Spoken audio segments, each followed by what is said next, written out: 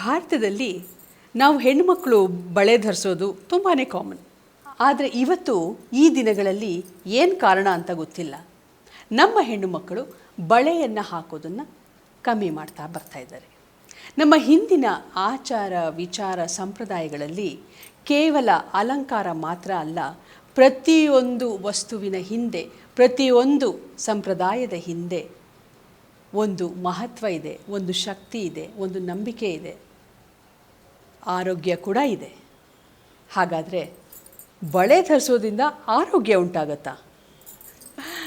ಆತ್ಮೀಯ ಬಂಧುಗಳೇ, ಸ್ನೇಹಿತರೆ ಹಾಗೂ ಮಕ್ಕಳೇ, ಹೊಸ ದಿಗಂತ ಡಿಜಿಟಲ್ ಚಾನಲ್ನ ನಮ್ಮ ಸಂಪ್ರದಾಯ ನಮ್ಮ ಸೈನ್ಸ್ ಇವತ್ತಿನ ಈ ಸಂಚಿಕೆಗೆ ತುಂಬು ಬಳೆಗಳನ್ನು ಧರಿಸಿರುವ ಕೈಗಳಿಂದ ಸ್ವಾಗತ ಸುಸ್ವಾಗತ.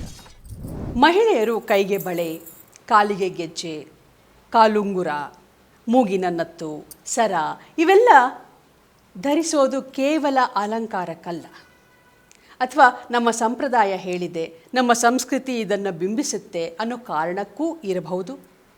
ಇವೆಲ್ಲಕ್ಕೂ ಮುಖ್ಯವಾಗಿ ಈ ಎಲ್ಲ ಅಲಂಕಾರಗಳ ಹಿಂದೆ, ಈ ಎಲ್ಲ ಆಭರಣಗಳ ಹಿಂದೆ ಒಂದು ಶರೀರ ಶಾಸ್ತ್ರವಿದೆ, ಆರೋಗ್ಯ ವಿಜ್ಞಾನ ಇದೆ, ಜೊತೆಗೆ ಮಾನಸಿಕ ವಿಜ್ಞಾನ ಕೂಡ ಇದೆ. ಶುಭ ಸಮಾರಂಭಗಳಲ್ಲಿ, ವಿಶೇಷವಾಗಿ ಹೆಣ್ಣು ಋತುಮತಿಯಾಗಿ ಆರತಿ ಮಾಡುವಂತಹ ಶುಭ ಸಂದರ್ಭಗಳಲ್ಲಿ, ಮದುವೆಗಳಲ್ಲಿ, ಸೀಮಂತ ಮಾಡುವಾಗ ಬಳೆ ಶಾಸ್ತ್ರಕ್ಕೆ ವಿಶೇಷವಾದ ಮಹತ್ವವನ್ನು ನಮ್ಮ ಸಂಪ್ರದಾಯ ನೀಡುತ್ತೆ. ಆ ಋತುಮತಿಯಾದ ಹೆಣ್ಣಿಗೆ, ಮದುವೆಯ ನವವಧುವಿಗೆ, ಸೀಮಂತ ಮಾಡಿಕೊಳ್ಳುವಂಥ ಆ ಗರ್ಭಿಣಿಗೆ ಬಳೆ ತೊಡಿಸೋದಲ್ಲದೆ ಅಲ್ಲಿ ಬಂದಿರುವಂತಹ ಮಹಿಳೆಯರಿಗೂ ಕೂಡ ಅರಿಶಿನ, ಕುಂಕುಮ, ತಾಂಬೂಲದ ಜೊತೆ ಬಳೆಗಳನ್ನು ಇತ್ತು ಗೌರವಿಸೋದು ನಮ್ಮ ಸಂಪ್ರದಾಯ. ಭಾರತದಾದ್ಯಂತ ಒಂದೊಂದು ಪ್ರಾಂತ್ಯದವರು ಒಂದೊಂದು ರೀತಿ ಬಳೆಗಳನ್ನು ಹಾಕ್ಕೊಳ್ತಾರೆ. ದಕ್ಷಿಣ ಭಾರತದ ಸ್ತ್ರೀಯರು ಬಂಗಾರದ ಬಳೆಗಳ ನಡುವೆ ಗಾಜಿನ ಬಳೆಗಳನ್ನು ಧರಿಸಿದ್ರೆ, ಪಶ್ಚಿಮ ಬಂಗಾಳದಲ್ಲಿ ಮಹಿಳೆಯರು ಶಂಖದಿಂದ ಮಾಡಿರೋ ಬಳೆಗಳನ್ನು, ಹವಳದಿಂದ ಮಾಡಿದ ಬಳೆಗಳಿಗೆ ಗಾಜಿನ ಬಳೆಗಳನ್ನು ಸೇರಿಸಿ ಹಾಕ್ಕೊಳ್ತಾರೆ. ಇವುಗಳ ಮೇಲೆ ಚಿನ್ನದ ಕುಸುರಿಯಂತಹ ಕೆಲಸ ಕೂಡ ನಡೆದಿರುತ್ತೆ. ರಾಜಸ್ಥಾನ, ಮಹಾರಾಷ್ಟ್ರದಲ್ಲಿ ಮದುವೆಯಾದ ಸ್ತ್ರೀಯರು ಚೂಡ ಅಂತ ಕರೆಯೋ ಬಳೆಗಳನ್ನು, ಹಾಗೆ ಬಂಜಾರ ಮುಂತಾದ ಅಲೆಮಾರಿಗಳು ತೋಳಿನವರೆಗೆ ಬಳೆಗಳನ್ನು ಹಾಕ್ಕೊಳ್ತಾರೆ.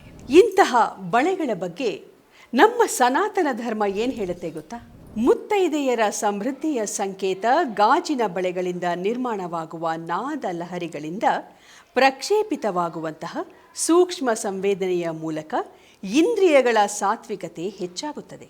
ಬಳೆ ಧರಿಸೋದ್ರಿಂದ ಸ್ತ್ರೀಯರಲ್ಲಿನ ಕ್ರಿಯಾಶಕ್ತಿಯು ಜಾಗೃತವಾಗಿ ದೇಹ ಶುದ್ಧಿಯಾಗುತ್ತೆ.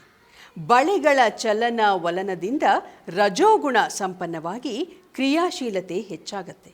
ಬಳೆಗಳ ಲಹರಿಯಿಂದ ಜಾಗೃತವಾದ ಶಕ್ತಿ ತತ್ವದ ದಿಸೆಯಿಂದ ಸ್ತ್ರೀಯರ ಪ್ರಾಣಮಯ ಮತ್ತು ಮನೋಮಯ ಕೋಶಗಳು ಶುದ್ಧಿಯಾಗಲು, ವೃದ್ಧಿಯಾಗಲು ಸಹಾಯವಾಗುತ್ತೆ.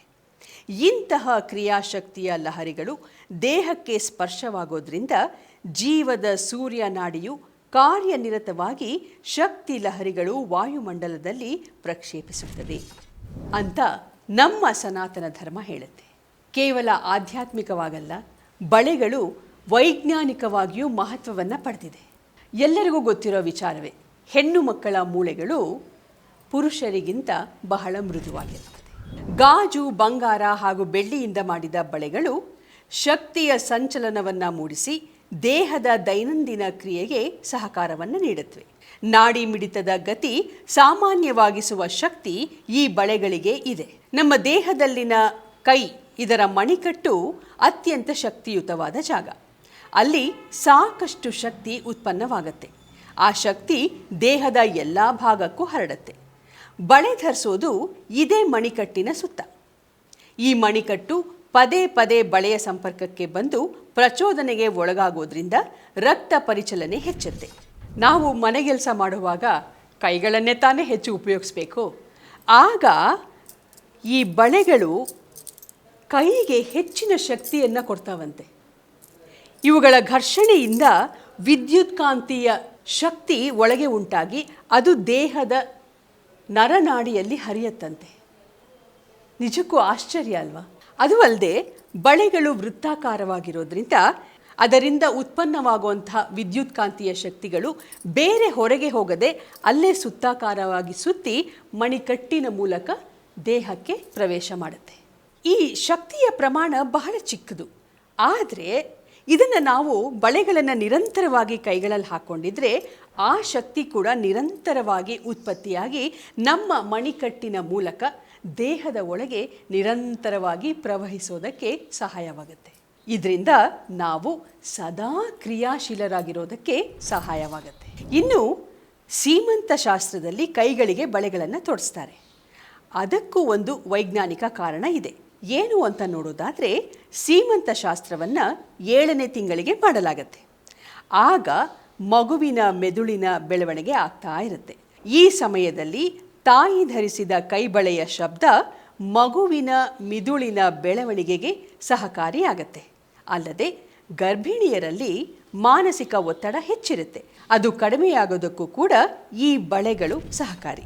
ಈ ಕಾರಣದಿಂದಾನೇ ಸೀಮಂತದಲ್ಲಿ ಬಳೆ ಶಾಸ್ತ್ರವನ್ನು ಮಾಡಿ ಬಳೆ ಹಾಕುವಂತಹ ಸಂಪ್ರದಾಯ ನಮ್ಮಲ್ಲಿದೆ. ಇನ್ನು ಗಾಜು ಸೋಡಿಯಂ ಕಾರ್ಬೋನೇಟ್, ಕ್ಯಾಲ್ಸಿಯಂ ಕಾರ್ಬೋನೇಟ್ ಅಥವಾ ಡೊಲೊಮೈಟ್ನ ಮಿಶ್ರಣ. ಇವು ಹೆಣ್ಣಿನ ದೇಹಕ್ಕೆ, ಅದರಲ್ಲೂ ಮೂಳೆಗಳಿಗೆ ಅತ್ಯಗತ್ಯವಾಗಿ ಬೇಕಿರುವಂಥವು. ಇನ್ನು ಚಿನ್ನ ಅಥವಾ ಬೆಳ್ಳಿ ವಿದ್ಯುತ್ ಹಾಗೂ ಉಷ್ಣದ ಉತ್ತಮ ವಾಹಕ. ದೇಹದ ಉಷ್ಣತೆಯನ್ನು ಹೆಚ್ಚಿಸೋದಕ್ಕೆ ಅಥವಾ ಅದನ್ನು ಸಮತೋಲನವಾಗಿ ಇಟ್ಕೊಳ್ಳೋದಕ್ಕೆ ಚಿನ್ನ ಬೆಳ್ಳಿ ಬಹಳ ಅವಶ್ಯಕ. ಇದರ ಮುಂದೆ ಹೆಚ್ಚಿನ ಮಾಹಿತಿಯನ್ನು ನಾವು ಮುಂದಿನ ಸಂಚಿಕೆಯಲ್ಲಿ ಖಂಡಿತ ಪಡ್ಕೊಳ್ಳೋಣ. ಗಾಜು, ಚಿನ್ನ, ಬೆಳ್ಳಿ, ಈಗ ಪ್ಲಾಸ್ಟಿಕ್ ಹಾಗೂ ಮರದ ಬಳೆಗಳನ್ನು ಕೂಡ ಧರಿಸೋದನ್ನು ನಾವು ನೋಡ್ತಾ ಇದ್ದೇವೆ. ಯಾವುದೇ ಬಳೆಗಳನ್ನು ಧರಿಸಿದ್ರೂ ಕೂಡ ಅವು ಮಣಿಕಟ್ಟಿನ ಸಂಬಂಧಕ್ಕೆ ಬಂದು ನಮ್ಮ ದೇಹದ ಆರೋಗ್ಯವನ್ನು ಕಾಪಾಡೋದಕ್ಕೆ ಸಹಕಾರಿ. ಹಾಗಾಗಿ ಕೇವಲ ಹೆಣ್ಣು ಮಾತ್ರ ಅಲ್ಲ, ಪುರುಷರು ಕೂಡ ಈ ಕಡಗ ಅಥವಾ ಬಳೆಯನ್ನು ಧರಿಸೋದನ್ನು ನಾವು ನೋಡಿದ್ದೇವೆ. ಅದು ಕೂಡ ಒಳ್ಳೆಯದೇ. ಚಿನ್ನ, ಬೆಳ್ಳಿ, ಪಂಚಲೋಹದ ಕಡಗಗಳು ಪುರುಷರಿಗೂ ಕೂಡ ಬಹಳ ಆರೋಗ್ಯಕ್ಕೆ ಒಳ್ಳೆಯದು. ಹಾಗಾಗಿ ಸುಂದರವಾದ ಬಳೆಗಳನ್ನು ಧರಿಸಿ ಸುಂದರವಾಗಿ ಕಾಣಿಸ್ಕೊಳ್ಳಿ, ಹಾಗೆಯೇ ಆರೋಗ್ಯವನ್ನು ಕೂಡ ಪಡ್ಕೊಳ್ಳಿ. ಶುಭ ದಿನ.